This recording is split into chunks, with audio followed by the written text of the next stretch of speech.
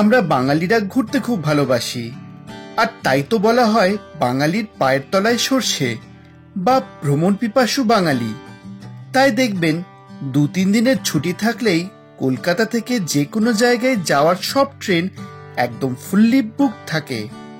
তাই আজকের এই ভিডিওতে আমি আপনাদের জন্য কলকাতার কাছে হুগলি জেলা আর হাওড়া জেলার 5টা এমন জায়গার ট্যুর প্ল্যান নিয়ে এসেছি, যেখানে আপনি একদিনের ডে ট্রিপ বা 2 দিনের উইকেন্ড ট্রিপ খুব ভালোভাবে প্ল্যান করে নিতে পারবেন। আপনারা অনেকেই দিনের দিনে কলকাতা থেকে ঘুরে আসা যায় এমন জায়গার সন্ধান করেন, তাই কোনো এক রবিবার ঘুরে আসতে পারেন মন্দির, রথ আর গুপ সন্দেশের দেশ গুপ্তিপাড়া থেকে। গুপ্তিপাড়ার প্রাচীনত্ব, বাংলা সংস্কৃতিতে এই স্থানের অবদান একরকম কিংবদন্তি। এই জনপদটি মধ্যযুগীয় বাংলায় সংস্কৃত শিক্ষার কেন্দ্র হিসাবে সমগ্র বাংলার মধ্যে উজ্জ্বল স্থান দখল করেছিল। গুপ্তিপাড়া হলো এমন এক জায়গা যেখানে সুন্দর টেরাকোটা মন্দিরের সাথে পেয়ে যাবেন ফ্রেস্কো পেইন্টিং এর এক অসাধারণ নিদর্শন।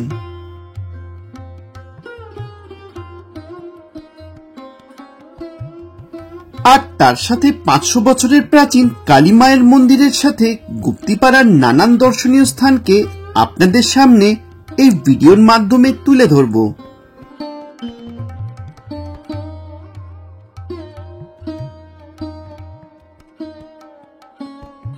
আর তার সাথে ঘুরে নেব সেন ও মিত্র মুস্তাফিদের মতো অভিজাত জমিদার পরিবারের আবাসস্থল সোমরা বাজার আর সুখরিয়া গ্রাম।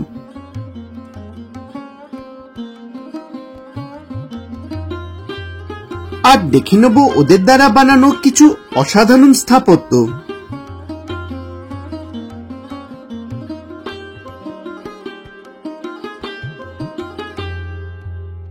হুগলি নদীর তীরে অবস্থিত গুপ্তিপাড়া হল হুগলি জেলার উত্তর পূর্ব প্রান্তে হাওড়া কাটোয়া লোকালে হুগলি জেলার শেষ স্টেশন। সড়ক পথে কলকাতা থেকে সোমরা বাজারের দূরত্ব হল প্রায় 78 কিলোমিটার, আর আরো 10 কিলোমিটার এগিয়ে গেলে পরে গুপ্তিপাড়া। হাইওয়ে থেকে রাইট টার্ন নিলে পরে গুপ্তিপাড়া।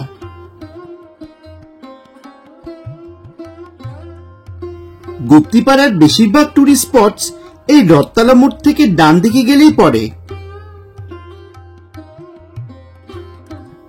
রিলেটিভের বাড়িতে ব্রেকফাস্ট আর কিছুক্ষণ গল্প করে ভ্রমণ করতে বেরিয়ে পড়লাম।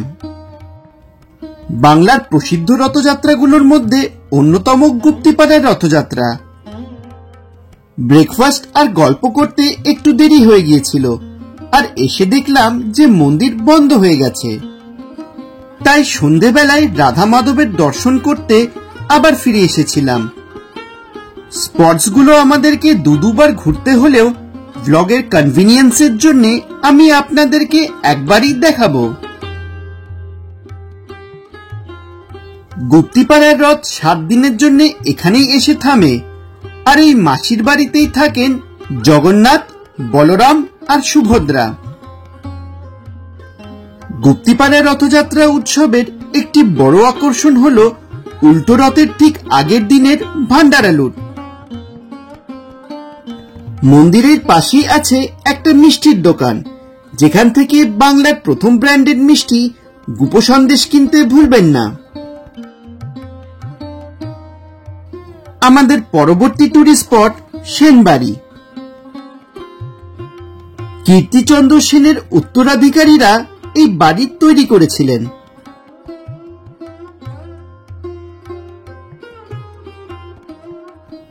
আর এই যে দূরে মন্দির দেখতে পাচ্ছেন, এটাই হলো দেশকালী মন্দির। এই মন্দির চত্বরে রয়েছে শিব মন্দির আর দেশকালী মন্দির। শিব মন্দিরের নির্মাণটা নতুন, আর দেশকালী মন্দির প্রায় 500 বছরের প্রাচীন মন্দির, কিন্তু এখন এই মন্দিরকে রিসেন্টলি রেনোভেট করা হয়েছে।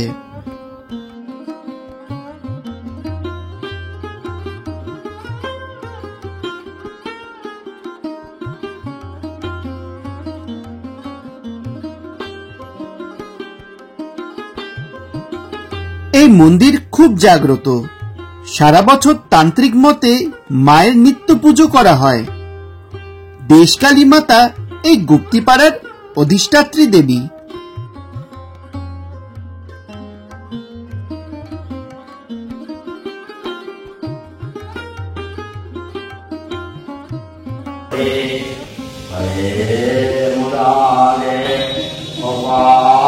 বাই দ্য ওয়ে, যদি এরকমই ট্রাভেল ব্লগস দেখা পছন্দ করেন তাহলে ভিডিওকে লাইক করে চ্যানেলকে সাবস্ক্রাইব করতে ভুলবেন না। আমাদের পরবর্তী টুরিস্ট স্পট গুপ্তিপাড়া মঠ। আর ওই যে চালা দেখা যাচ্ছে ওখানেই রাখা আছে গুপ্তিপাড়ার বিখ্যাত রথ।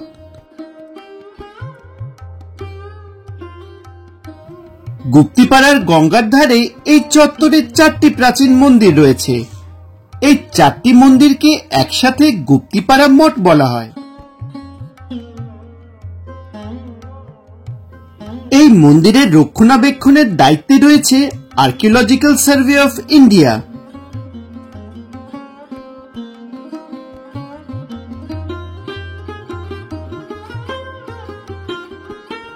প্রবেশ করলে আগে দেখতে পাবেন গোশালা, আর তারপরে দেখতে পাবেন মন্দিরগুলো।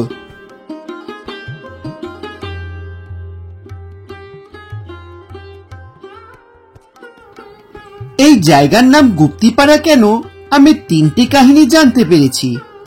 এই 3টি কাহিনী আর পুরো ইতিহাস আমি ভিডিও ডেসক্রিপশনে দিয়ে দেব, জানতে চাইলে দেখে নিতে পারেন।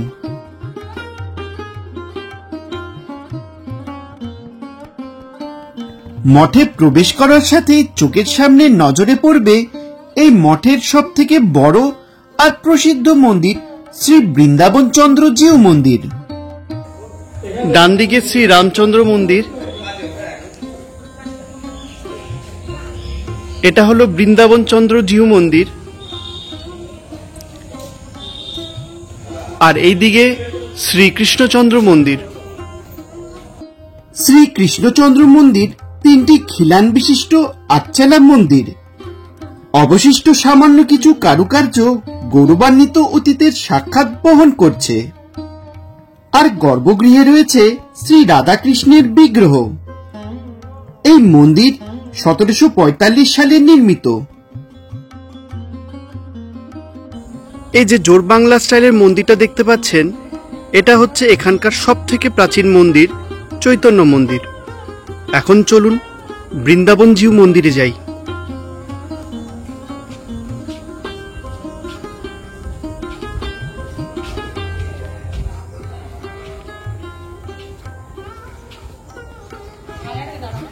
এই মঠের প্রত্যেকটা মন্দির উঁচু বেদির ওপরে স্থাপিত। শ্রী বৃন্দাবন চন্দ্র জিউ মন্দির এই চত্বরের সবথেকে বড় আর প্রসিদ্ধ মন্দির। আটচালা রীতির এই মন্দিরের নির্মাণ বাগবাজারের জমিদার শ্রী গঙ্গানারায়ণ সরকার মহাশয় 1810 সালে করেছিলেন। সাধারণত বাংলার মন্দির রীতিতে ফ্রেস্কো পেইন্টিং এর ব্যবহার খুব একটা দেখা যায় না।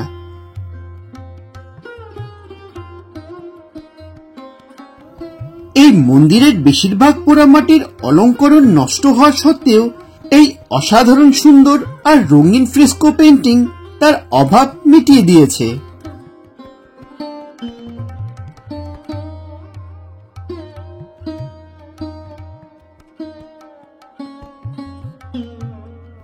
শ্রীরামচন্দ্র মন্দির এই মন্দির চত্বরের সবথেকে সুন্দর মন্দির।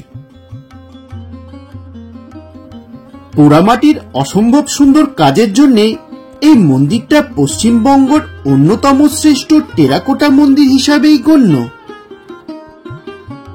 গর্ভগৃহে রয়েছে শ্রী রামচন্দ্র, সীতামাতা, লক্ষ্মণ আর বজরংবলীর প্রতিমা। মন্দিরের নির্মাণ করেছিলেন শেওড়াফুলির রাজা হরিশ্চন্দ্র রায়। আর এই হলো 3টে মন্দিরের প্রতিমা। আমাদের পরবর্তী গন্তব্য সেনবাড়ির দুর্গা মন্দির।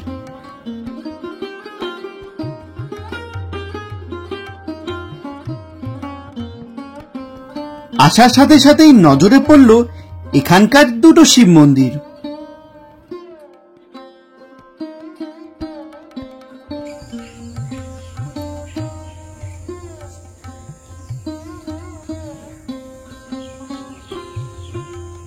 এই বাড়ির নির্মাণ শ্রী কীর্তিচন্দ্র সেন করেছিলেন। এইখানে প্রতি বছর বেশ জাঁকজমক করে দুর্গাপুজো হয়।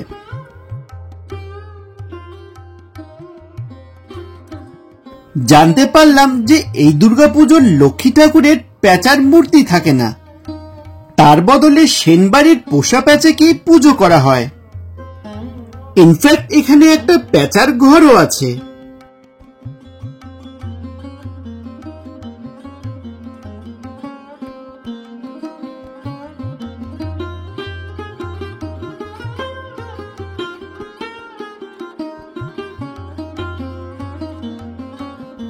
আমাদের পরবর্তী গন্তব্য হলো সেই জায়গাটা যেখানে পশ্চিমবঙ্গে প্রথম বারোয়ারি পুজো শুরু হয়েছিল।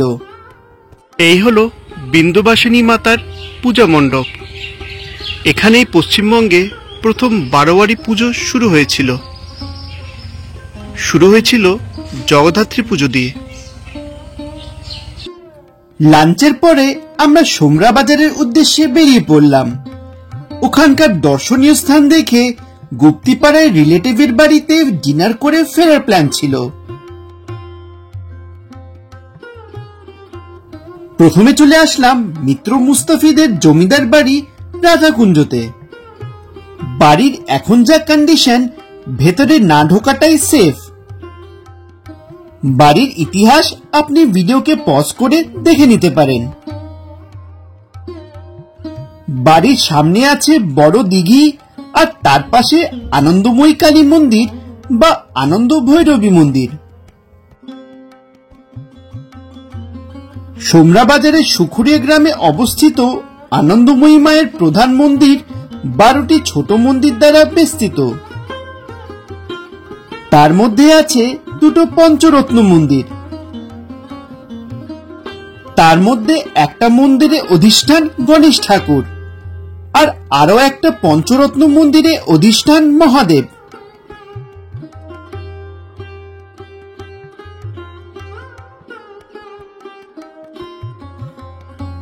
বাদবাকি যে মন্দিরগুলো আছে সবকটাতেই মহাদেবের অধিষ্ঠান। গর্ভগৃহে আনন্দময়ী কালী মায়ের বিগ্রহ রয়েছে।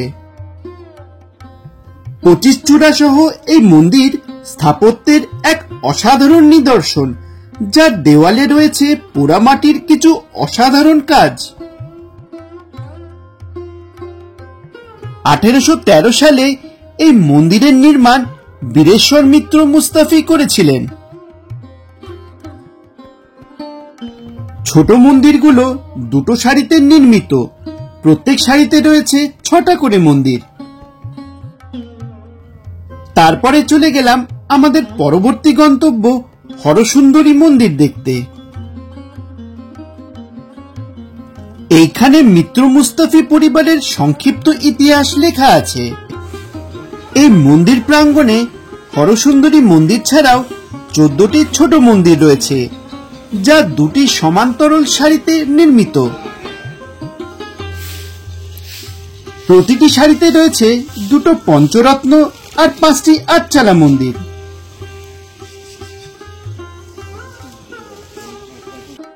(1814 সালে রামনিধি মিত্র মুস্তাফি এই মন্দিরের নির্মাণ করেছিলেন।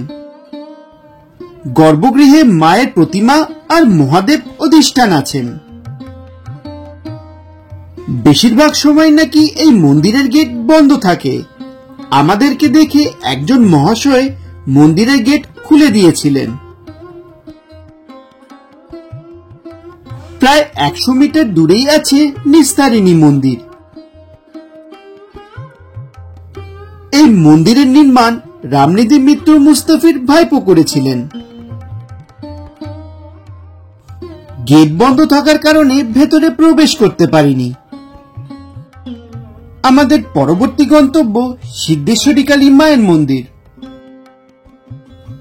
কথিত আছে যে রানী রাসমণি এই মন্দিরের পাশে নৌ ভ্রমণ করার সময় একটি আধ্যাত্মিক জাগরণ পেয়েছিলেন এবং দক্ষিণেশ্বর মন্দিরের সন্ধান পেয়েছিলেন। মায়ের দর্শন করে মন ভরে গেল।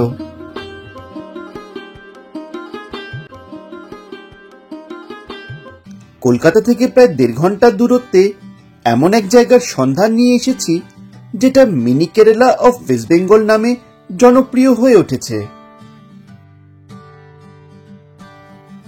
প্রাকৃতিক সৌন্দর্যে ভরপুর এই জায়গাটা আপনাদের জন্য কলকাতার কাছে একটা আইডিয়াল উইকেন্ড বা ডে ট্রিপ ডেস্টিনেশন হতে পারে।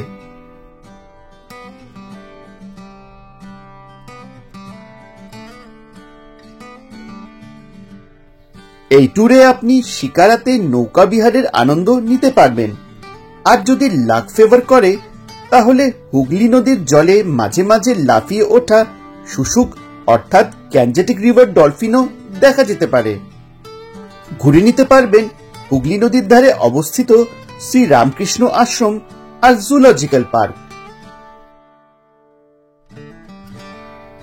ক্রিসমাসের সকালে আমরা কলকাতা থেকে প্রায় 60 কিলোমিটার দূরে অবস্থিত একটা নতুন ডেস্টিনেশনের উদ্দেশ্যে বেরিয়ে পড়লাম।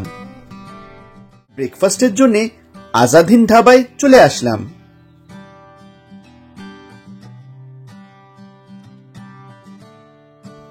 আজাদ হিন্দ ধাবা এই রুটের একটা পপুলার রেস্তোরাঁ, আর বড়দিন হওয়ার কারণে আজাদ হিন্দ ধাবা এখন ক্রিসমাসের সাজে সেজে উঠেছে।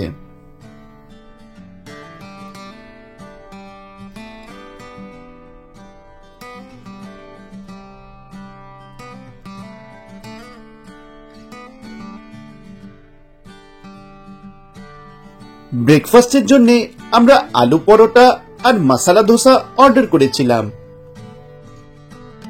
খাবারের টেস্ট ভালো আর সার্ভিস বেশ প্রম্পট। ব্রেকফাস্টের পরে আমরা আমাদের জার্নি কন্টিনিউ করলাম।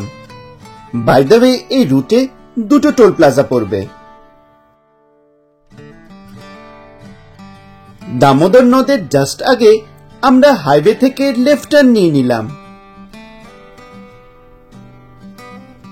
এতক্ষণ রাস্তাটা দারুণ ছিল, কিন্তু এখান থেকে রাস্তাটা এরকমই সরু। রুট ম্যাপ নিয়ে টেনশন নেবেন না, সিম্পলি ফলো গুগল ম্যাপস। আর যদি আপনারা ট্রেন করে যেতে চান তাহলে তার তথ্য আমি ভিডিওর মধ্যে পরে দিয়ে দেব। আজকের ট্যুরে আমাদের প্রথম গন্তব্য বেলারি রামকৃষ্ণ আশ্রম। আর ডান দিকে যে আপনি নদীটা দেখতে পাচ্ছেন এটা হলো হুগলি নদী। হুগলি নদী আর দামোদর নদের মিলনস্থল আশ্রম থেকে ফেরার সময় দেখে নেব।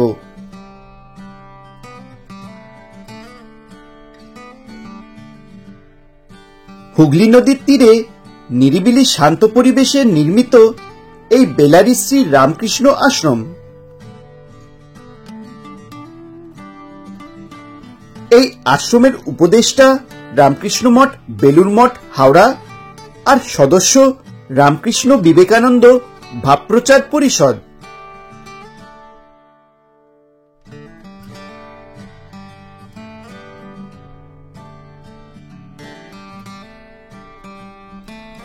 মন্দিরের মূল বিগ্রহ ঠাকুর শ্রী রামকৃষ্ণ পরমহংসদেবের, আর ঠাকুরের বাম দিকে আছে জগৎজননী মা শারদার ফটো, আর ডান দিকে স্বামীজির ফটো।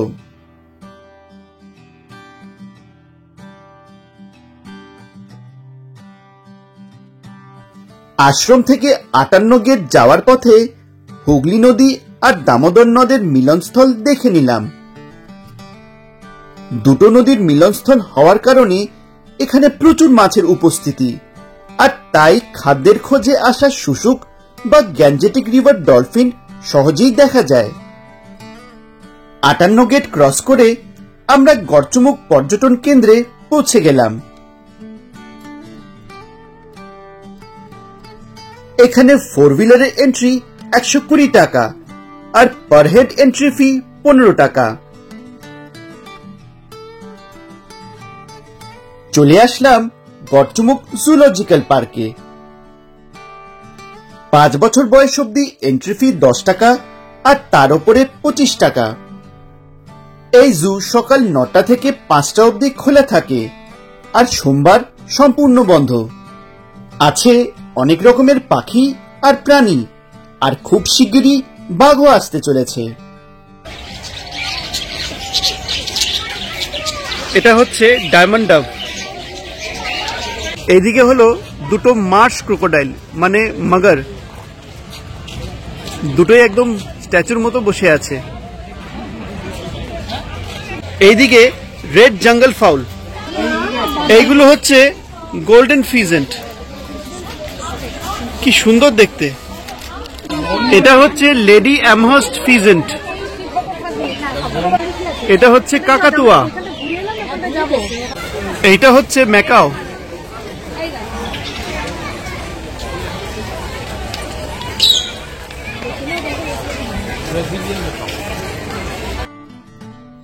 আছে জঙ্গল ক্যাট, ফিশিং ক্যাট, পাইথন সহ প্রচুর হরিণ। আর তাই এই জুলজিক্যাল পার্কটা ডিয়ার পার্ক নামেও পরিচিত।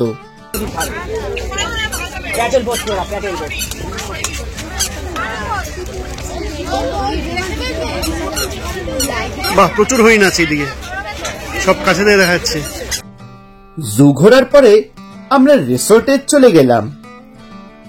জু থেকে রিসোর্টের দূরত্ব হলো প্রায় 3 কিলোমিটার। বাই দ্য ওয়ে, যদি এরকমই ট্রাভেল ব্লগস দেখা পছন্দ করেন তাহলে ভিডিওকে লাইক আর শেয়ার করতে ভুলবেন না। আর নতুন ভিউয়ার হয়ে যদি ভিডিওটা হেল্পফুল মনে হয় তাহলে অবশ্যই চ্যানেলকে সাবস্ক্রাইব করে ফার্দার ভিডিওর নোটিফিকেশনের জন্য বেল আইকন প্রেস করতে ভুলবেন না। এই হলো রিসোর্টের রিসেপশন। এই রিসোর্টে রিক্রিয়েশনের জন্য প্রচুর অ্যামিনিটিজ আছে। রিসোর্টটা খোলামেলা হওয়ার সাথে এখানে রিক্রিয়েশনের এত অ্যাক্টিভিটিস আছে যে বাচ্চারা এখানে আসলে খুব এনজয় করবে, আর স্পেশালি যদি আপনারা গ্রুপে আসেন। এবার চলুন ফার্স্ট ফ্লোরের রুম নাম্বার 202টা দেখে নিন। মানে এই রুমটা হচ্ছে 5,600 ইনক্লুডিং জিএসটি। জিএসটি নিয়ে বলুন। ওকে, আর মোটামুটি ব্রেকফাস্ট ক্লিয়ার, ব্রেকফাস্ট কমপ্লিমেন্টারি। রুমে আছে TV, mini fridge, wardrobe, electric kettle, দুটো বেডসাইড টেবিল, চেয়ার, একটা রাউন্ড টেবিল, এসি আর একটা ডাবল বেড।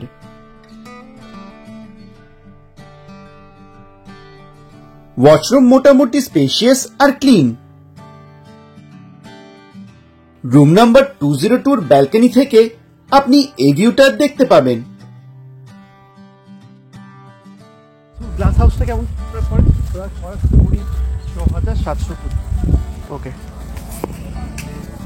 Glass house 6,720। আর টেন্টগুলো এইগুলো 5,600, 5,000, 4,480 এরকম। ও, বিভিন্ন দিকে বিভিন্ন রকম হয়। যখন দেখি রুম খালি আছে তখন আইপিসের অটোমেটিক কমিয়ে দেয়, বুঝলেন তো? মানে ওই উইকেন্ড উইকডেজ একটু ভ্যারি করে যায়। হ্যাঁ হ্যাঁ হ্যাঁ।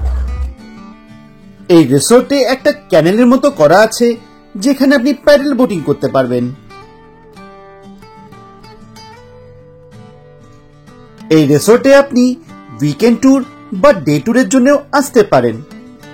কলকাতা থেকে মাত্র 1.5 ঘন্টার দূরত্বে ফ্যামিলি আর ফ্রেন্ডসদের সাথে আসতে এখানে বেশ ভালোই লাগবে, স্পেশালি যদি আপনারা বড় গ্রুপে আসেন। আর বাচ্চারা এখানে ডেফিনেটলি খুবই এনজয় করবে। দামোদর রিভার রিট্রিট রিসোর্টটা খুবই সুন্দর।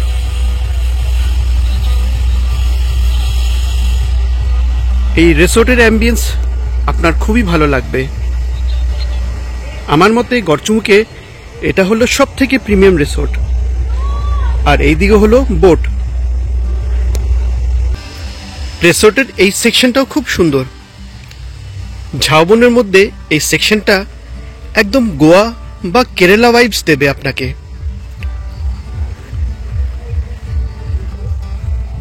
এই যে রিসোর্টের পাশ দিয়ে দামোদর বয়ে যাচ্ছে, তার জন্যেই এই রিসোর্টটাকে অনেক সময় ইউটিউবাররা মিনি কেরালা বলে থাকে। এক তো এই রিসোর্টটা দামোদর নদের পাড়ে অবস্থিত, আর তার সাথে এই রিসোর্টে আছে ঝাউ গাছ আর নারকেল গাছ।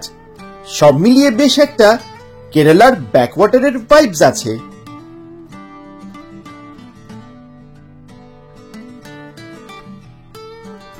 আমরা এই রিসোর্টে ডে ট্রিপের জন্য এসেছিলাম, কিন্তু যারা থাকছে তাদের থেকে জানতে পারলাম যে রিসোর্টটা তো খুবই ভালো, কিন্তু সার্ভিস একটু স্লো।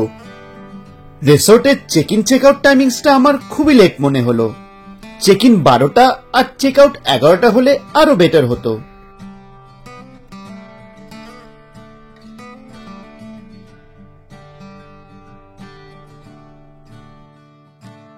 এই হলো রিসোর্টের রেস্তোরাঁ। এবার চলুন রেস্তোরাঁয় প্রবেশ করি।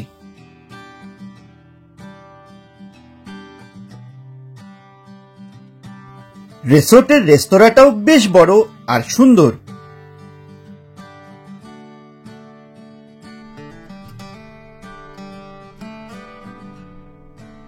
আর এই হলো মেনু কার্ড। রেটস দেখে বুঝতেই পারছেন যে এখানকার খাবারের রেটস বেশ কস্টলি। অর্ডার দেওয়ার পরে খাবার আসতে প্রায় 40 মিনিট লাগলো, আর তখন রেস্তোরাঁর বাইরে ব্যালকনি থেকে এই ভিউটা দেখতে দেখতে আমরা গল্প করতে লাগলাম। রেটস হাই আর সার্ভিস লো হলেও খাবারের টেস্ট কিন্তু বেশ ভালো ছিল। লাঞ্চের পরে দামোদরের শিকারা রাইড করতে চলে গেলাম। শিকারা রাইড প্রায় 3:30-4টে নাগাদ শুরু হয়।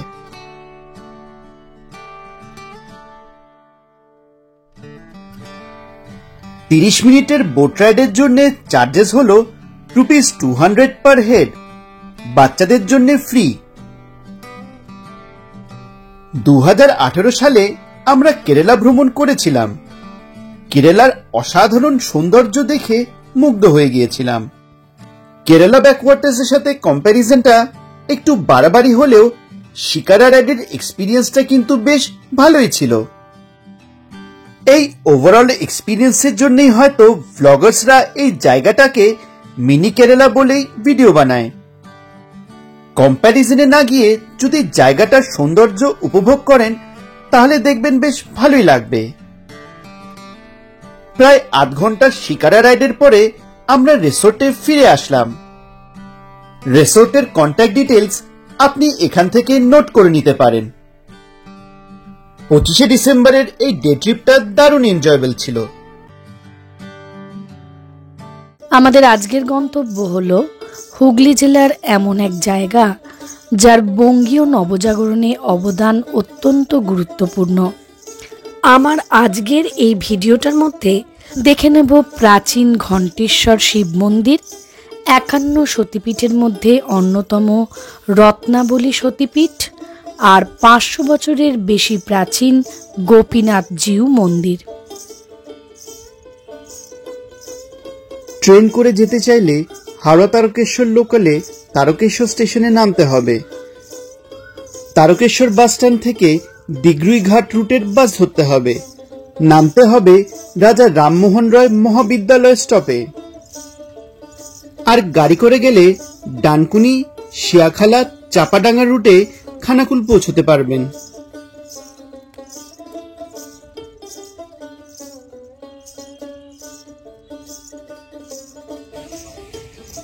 এখন আমি রাধানগরে অবস্থিত রাজা রামমোহন রায়ের জন্মস্থানে চলে এসেছি।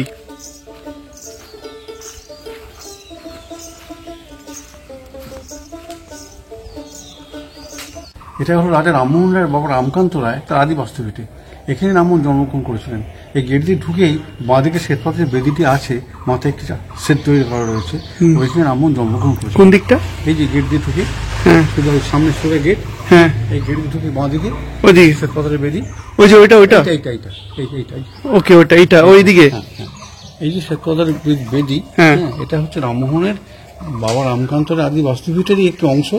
এখানে একটি আগে আঁচুর ঘর ছিল, নষ্ট যাওয়ার পর পথের বেদি করে রাখা আছে, মাথায় একটি সেট তৈরি করা হয়েছে মন্দিরে রাখার, ছোট্ট মন্দিরে রাখার। আচ্ছা, এটা হলো। আর রামমোহনের বাবা রামকান্ত রায় এখানে আসার পর তার পৈতৃক সম্পত্তি এখানে যা পেয়েছিলেন, রামকান্ত রায় ওরা 7 ভাই ছিলেন। রামমোহন বাবা রামকান্ত রায় ওরা 7 ভাই ছিলেন। রামকান্ত, রামকিশোর, গৌরহরি, নরহরি, বিষ্ণু, রামরামপুর, আর 7 ভাই। তা উনি দেখলেন যে রাধানগরে যে সম্পত্তি উনি পাচ্ছেন ভাগে, তা মাত্র 1 বিঘে। তাই দেখলেন এইটুকু জায়গায় বাস করা যায় না। তাই এখান থেকে আবার 1.5 কিলোমিটার দূরে রঘুনাথপুর নাঙ্গলপাড়া গ্রামে, এখান থেকে 1.5 কিলোমিটার দূর, ওইখানে আলাদা একটি বাড়ি করলেন। 100 বিঘে জমি কিনে বিশাল ইমারত তৈরি করলেন। রাজাদের বসবাসের বাড়ি, পুকুর, পুষ্করিণী, ন্যায় ব্যবস্থা, সেরেস্তা, যাবতীয় কিছু করেছিলেন।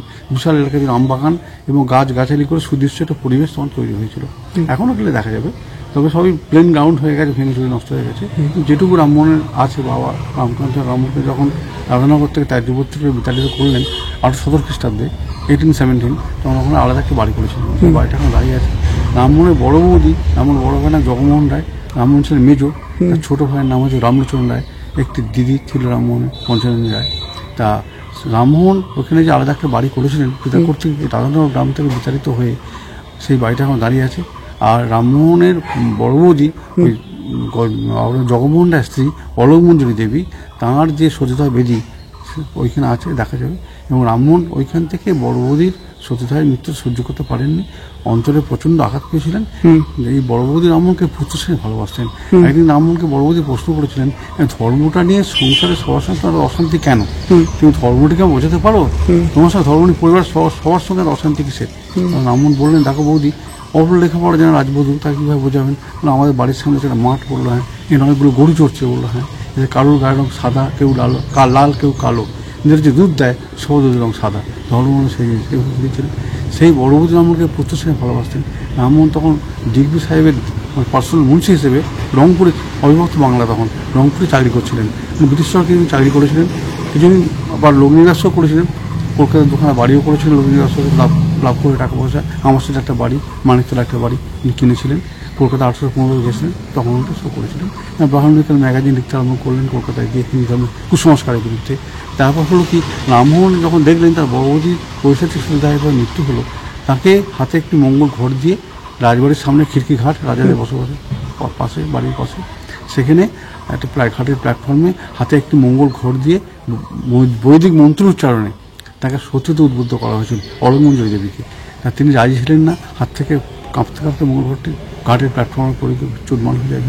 তারপরে কী করলো, এবার সেই লাল পেড়ে শাড়ি পরেছিলেন, এলো চুল, তাকে জোর করে নিয়ে গিয়ে স্বামী চিত্র করে পুড়িয়ে মারলো।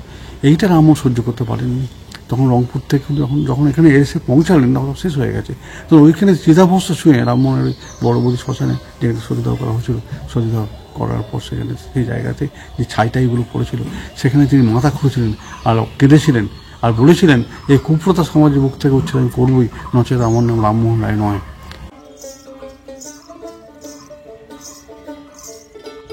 এই হলো রাজা রামমোহন রায়ের জন্মস্থান,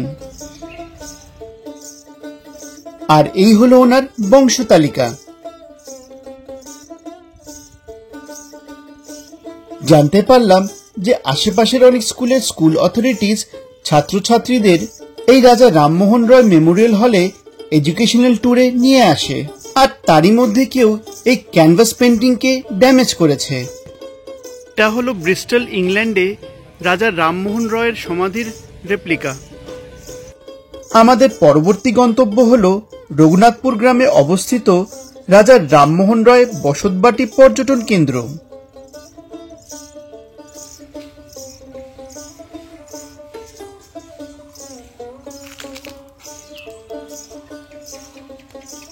রঘুনাথপুর গ্রামে অবস্থিত এই রাজা রামমোহন রয় পর্যটন কেন্দ্রর টাইমিংস হলো সকাল 8টা থেকে বিকেল 4টে, আর এন্ট্রি ফিস হলো 20 টাকা। আর এই হলো সতীদাহ বেদী।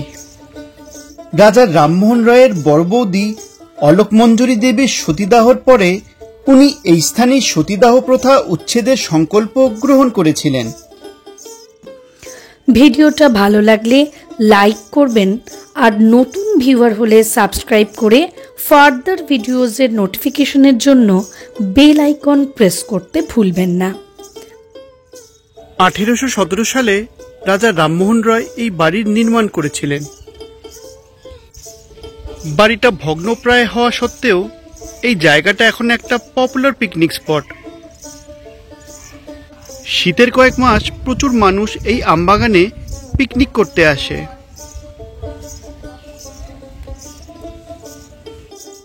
রাজা রামমোহন রায়ের স্ত্রী উমাদেবী এই বাড়িতেই থাকতেন।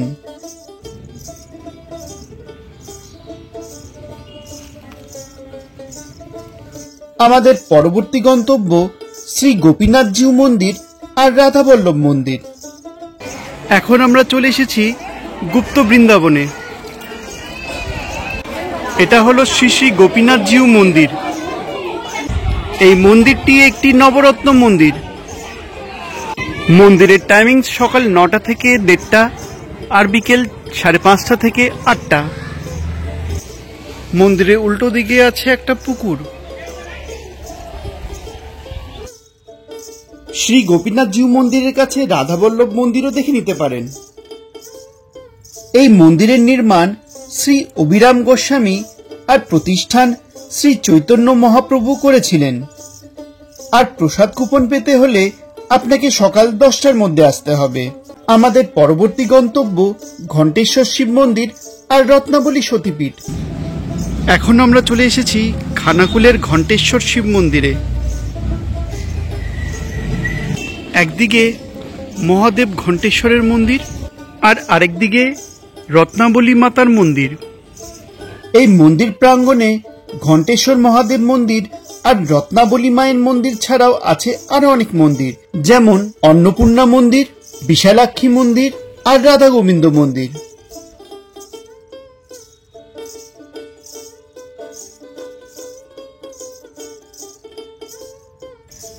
মন্দিরের টাইমিংস আপনি এখান থেকে দেখে নিতে পারেন। ঘণ্টেশ্বর মন্দির নির্মাণের পেছনে একটি পৌরাণিক কথা আছে।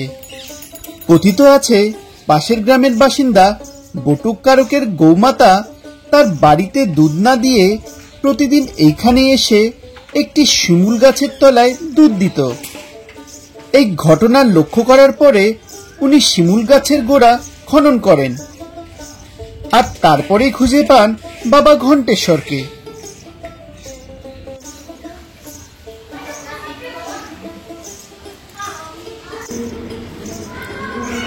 ঘণ্টেশ্বর মহাদেব মন্দিরটা কত বছর পুরনো?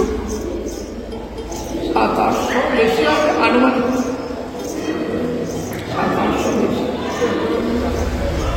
আর রত্নাবলী সতীপীঠে মায়ের কোন অংশ পড়েছিল? মায়ের দক্ষিণ কাল।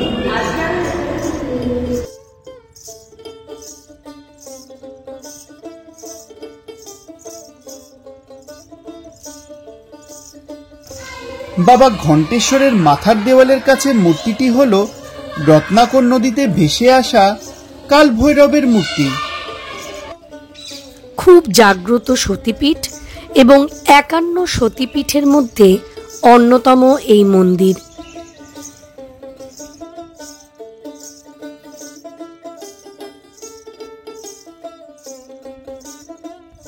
এইখানে মা দক্ষিণা শ্মশানকালী নামে কুমারী রূপে পূজিত হন, তাই মাকে শাঁকা সিঁদুর পরানো হয় না। কলকাতার কাছে একদিনই ঘোরার জায়গার সিরিজে আমাদের আজকের গন্তব্য হাওড়া জেলার আমতা, যেখানে দামোদর নদে নৌকা বিহারের আনন্দ নেওয়ার সাথে দেখতে পাবেন একটি অতি সুন্দর শ্রী রামকৃষ্ণ মন্দির আর খুব প্রাচীন জাগ্রত মা মেলাইচণ্ডীর মন্দির। এখানে মায়ের হাঁটুর মালাই চাকি পড়েছিল বলেই বিশ্বাস।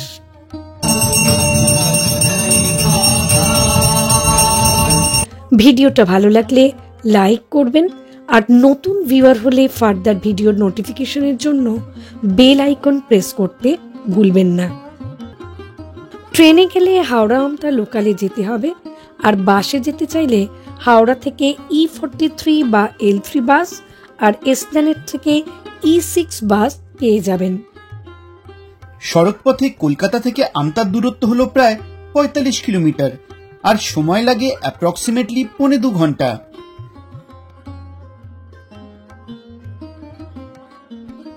আমতায় পৌঁছে সর্বপ্রথম আমরা নৌকা বিহারের আনন্দ নিয়ে নিলাম। দামোদর নদের ওপরে নৌকা বিহারের এক্সপিরিয়েন্সটা বাচ্চারা কিন্তু খুব এনজয় করবে। তারপরে দামোদর নদ ক্রস করে আমরা শ্রী রামকৃষ্ণ প্রেমা বিহার আশ্রমে পৌঁছে গেলাম।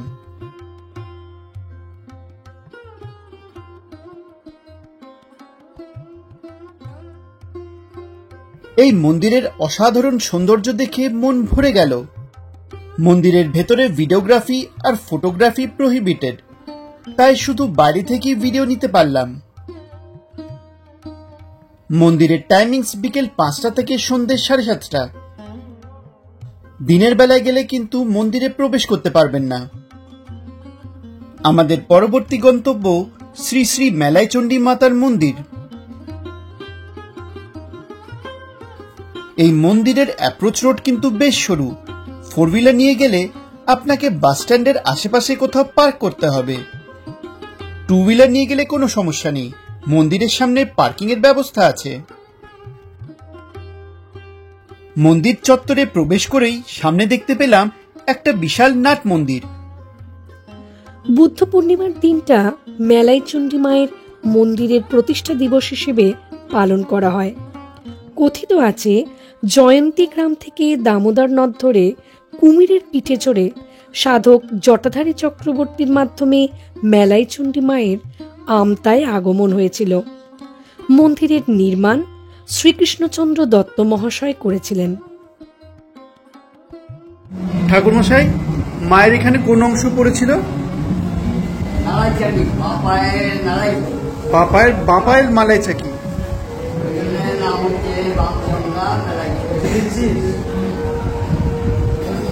মন্দির চত্বরে আরো কিছু মন্দির আছে, যেমন দুর্গেশ্বর মহাদেব মন্দির, রাধাকৃষ্ণ মন্দির আর শ্রী রামকৃষ্ণ মন্দির।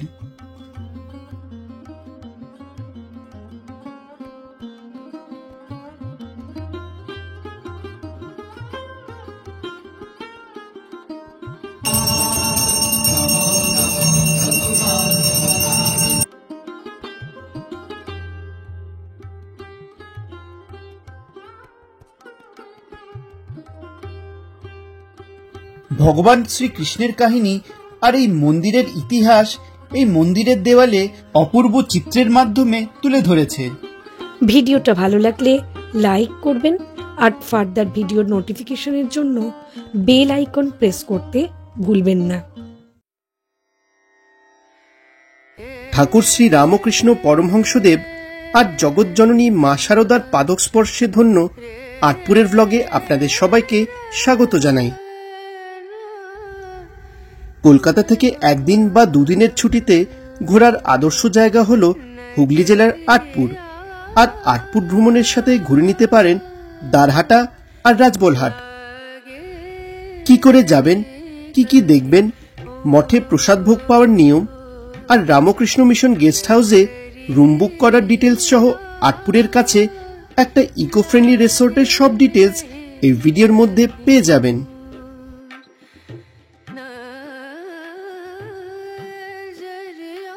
ট্রেন করে গেলে গোঘাট লোকালে চেপে হরিপাল স্টেশনে নামতে হবে। হরিপাল স্টেশন থেকে 10 নম্বর বাস আপনাকে আটপুর পৌঁছে দেবে। দূরত্ব প্রায় 13 কিলোমিটার।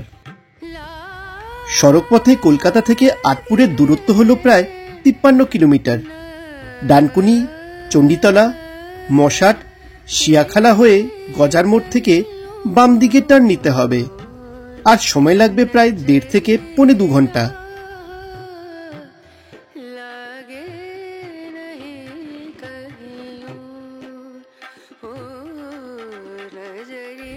আটপুরের একটু আগে রাইট টার্ন নিয়ে কিছুটা এগোলেই পড়ে দ্বারহাটা।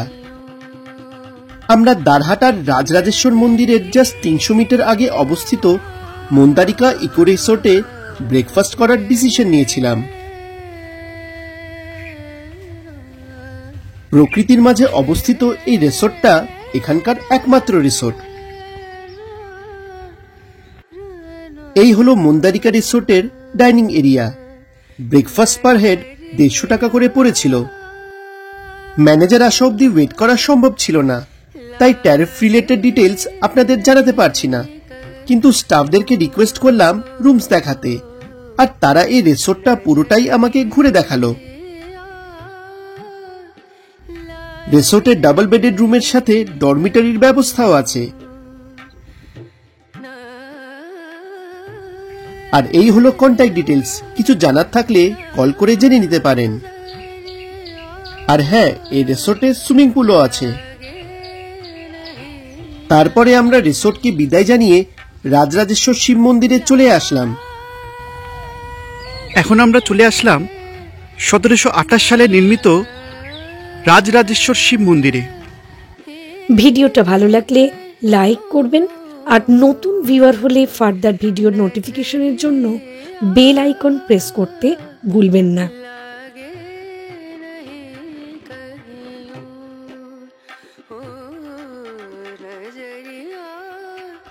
মন্দিরের দেওয়ালে খুব সুন্দর টেরাকোটার কাজ আছে। মন্দির প্রাঙ্গণের বাইরে আরো কিছু মন্দির আছে যা রেনোভেটেড হয়েছে।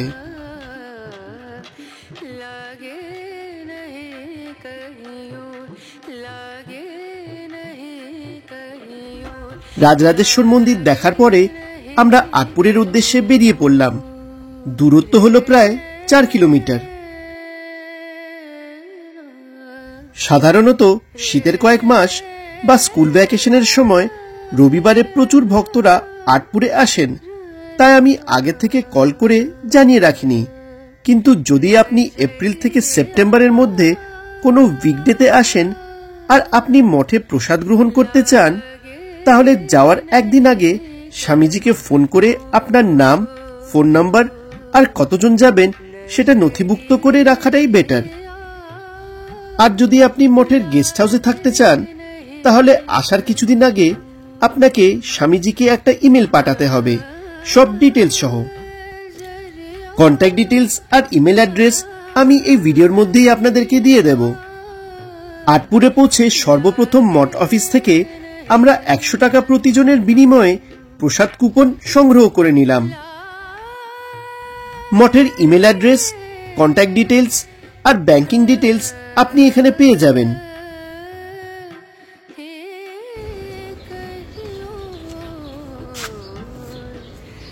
এই বিল্ডিং এর নিচের ফ্লোরে প্রসাদ খাওয়ার ব্যবস্থা আছে। আর এইদিকে স্বামী প্রেমানন্দ মহারাজের অ্যানসেস্ট্রাল হাউস আর ধুনি মণ্ডপ।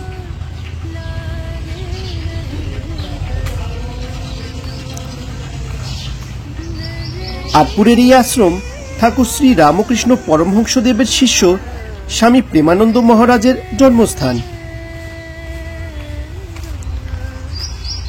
সামনে দেখতে পাচ্ছেন লক্ষ্মীনারায়ণ মন্দির, এইদিকে ধুনি মণ্ডপ আর এইদিকে দুর্গা মণ্ডপ।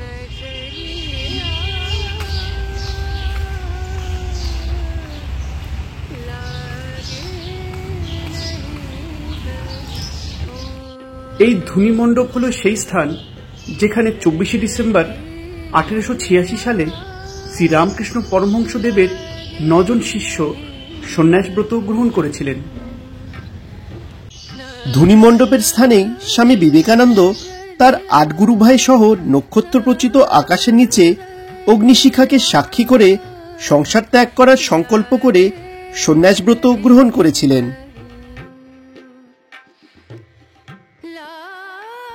এই আটপুর গ্রাম শ্রী রামকৃষ্ণ পরমহংসদেবের পাদস্পর্শে ধন্য, আর এইখানে জগৎজননী মা শারদার শুভ আগমন হয়েছিল দুবার। মঠের এই বিল্ডিংটা কিন্তু খুবই গুরুত্বপূর্ণ, কারণ এই বিল্ডিং এর মধ্যেই আছে স্বামী বিবেকানন্দর শয়ন কক্ষ আর সেই রুম যেখানে জগৎজননী মা শারদা দুবার রাত্রিবাস করেছিলেন। এবার চলুন আপনাদেরকে আমি এই দুটো রুম দেখিয়ে দিই।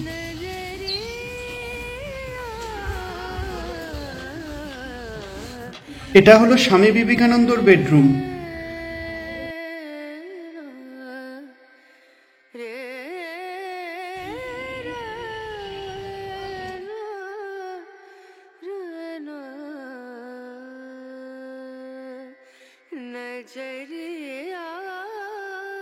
আর এই হলো সেই রুম যেখানে জগৎজননী মা শারদা দুবার রাত্রিবাস করেছিলেন।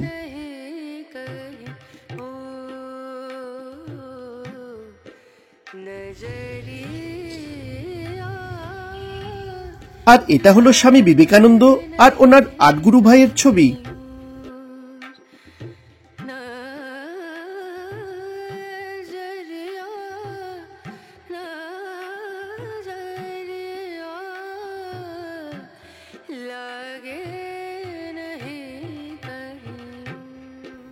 আটপুর রামকৃষ্ণ মঠের বেশ কয়েকটা গেস্ট হাউস আছে, তার মধ্যে একটা হলো শান্তি ভবন। শান্তি ভবনের সামনে যে রাস্তাটা আছে ওটা দিয়ে এগোলে আপনি রামকৃষ্ণ মন্দিরে পৌঁছে যাবেন।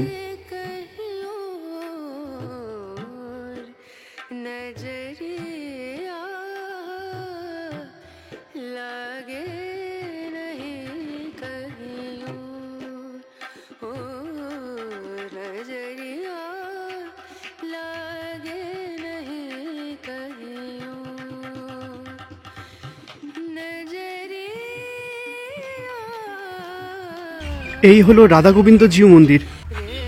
প্রবেশ টাইমিংস সকাল 10:30 থেকে 1টা আর দুপুরে 5টা থেকে 7:30। আমি হচ্ছে সুধীর মিত্র, আমি পরিবারেরই সদস্য। তো আমরা এখানে কিছুটা গাইডও করে দেওয়া হয়। আমার একটু আটপুর সম্পর্কিত এবং রাজবোলার সম্পর্কিত লেখালেখি। তো আপনারা আটপুর আসুন। আটপুর একটা বিখ্যাত প্রাচীন জনপদ।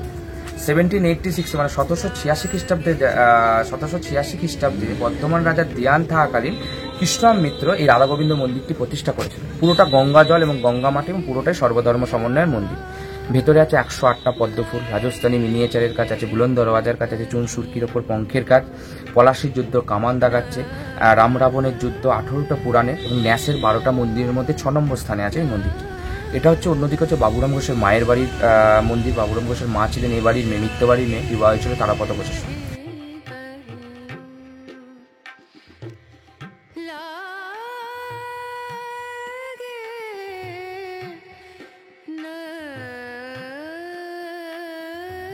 এই মন্দিরের গায়ে আছে অসাধারণ টেরাকোটার কাজ। এর অপোজিটই একটা আছে খড়ের চাল কাঁঠাল কাঠের চণ্ডী মণ্ডপ।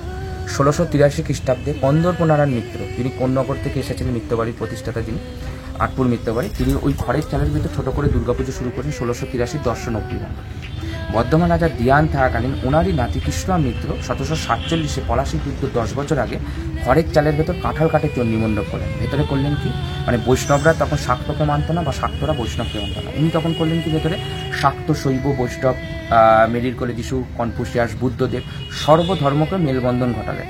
এবং খড়ের চাল কাঁঠাল কাঠের চণ্ডী মণ্ডপ, কাঁঠাল কাঠের যে পিলারগুলো, তারপর অপরূপ কারুকার্য খচিত মেরির কোলে যিশু, কৃষ্ণের নৃসিংহবধ, রাম রাবণের যুদ্ধ, রাম সীতার রাজ্য অভিষেক পুরোটাকে তুলে ধরলেন। এবং 108টা পদ্মফুলের কাজ পুরোটাকে পুঙ্খানুপুঙ্খভাবে তুলে ধরলেন। হিউয়েং সাং, তারপর হচ্ছে মেরির কোলে যিশু পুরোটাকে লিপিবদ্ধ করলেন এবং নানান ধরনের ভাবে উনি তুলে ধরার প্রচেষ্টা করলেন।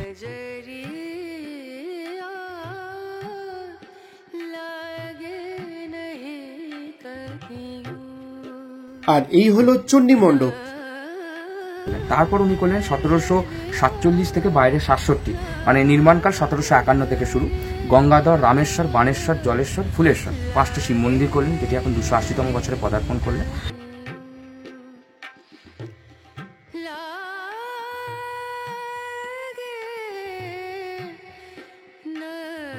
আনুমানিক 2 লক্ষ টাকা ব্যয় উনি এটা করেছিলেন। তখন উনি বর্ধমান রাজার দেয়ান। এই মন্দিরে এসেছিলেন রামকৃষ্ণদেব গদাধর অবস্থা 1854 সালে। ওই গাছটার তলায়, ভেতরে ওই গাছটার তলায় যেখানে আছে, ওখানে একটা বাড়ি ছিল। এখানটা আসুন একটু দেখি।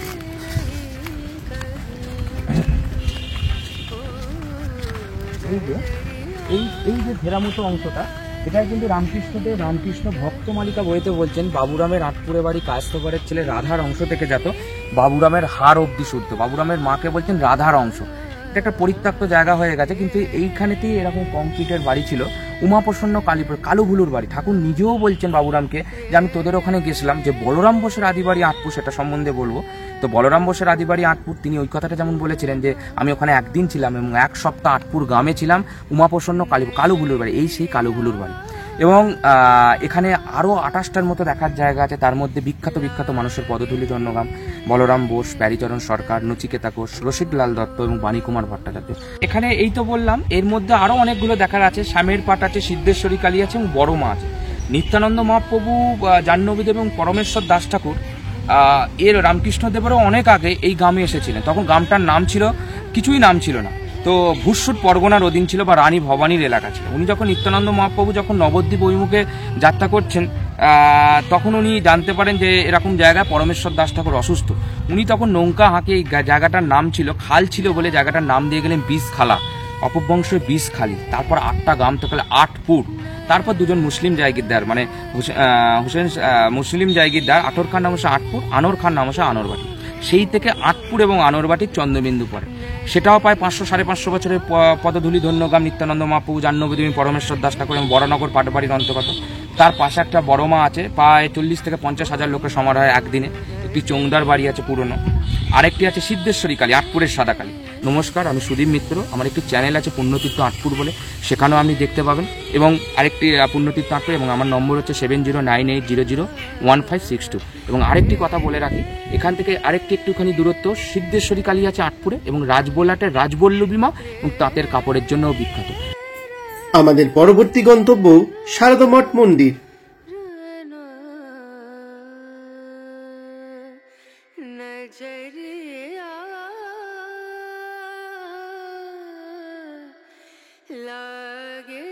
এখন আমরা চলে এসেছি আটপুরের শ্যামসুন্দর মন্দিরে। চলুন মন্দিরের ভেতরে প্রবেশ করি। আটপুরের শ্যামসুন্দর মন্দির শ্যামের পাট নামেও পরিচিত।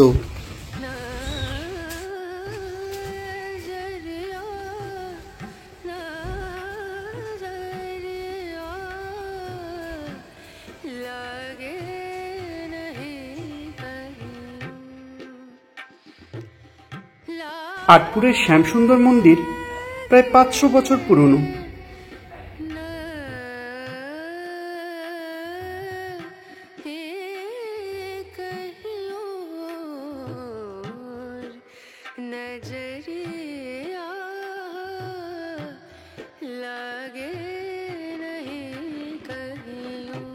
আর এই হলো বড় মায়ের মন্দির।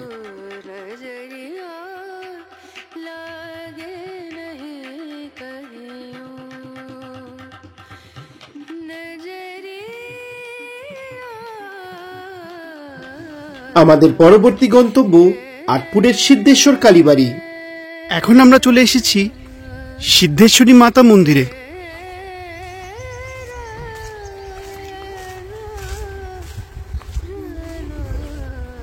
সিদ্ধেশ্বরী কালীবাড়ি আটপুরের সাদা কালী নামেও বিখ্যাত।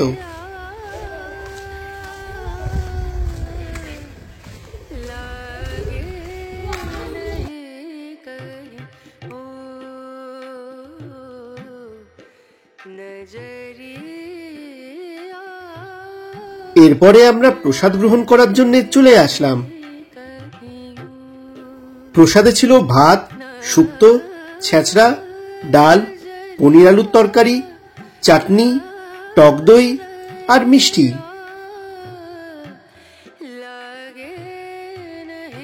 আমাদের পরবর্তী গন্তব্য রাজবলহাটের রাজবল্লভী মায়ের মন্দির। এই মন্দির খুব জাগ্রত, তাই প্রতি বছর প্রচুর ভক্ত মায়ের দর্শন করতে আসে।